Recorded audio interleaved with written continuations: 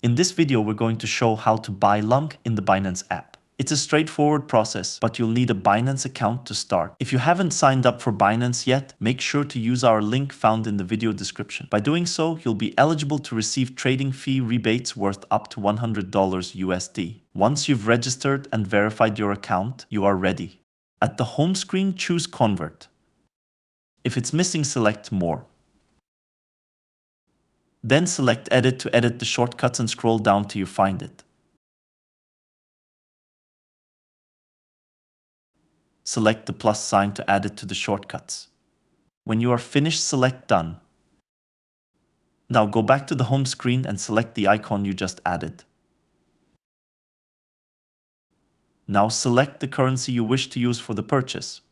Then add the currency you want to buy. In our case, we are looking to buy LUNC. There are two ways to buy it. You can either choose the current market value, or you can set the specific price at which you wish to buy. Now we just need to preview the conversion to ensure everything is correct. If it looks okay, then choose to convert it. Now you can go back to the home screen, choose Wallet and then Spot.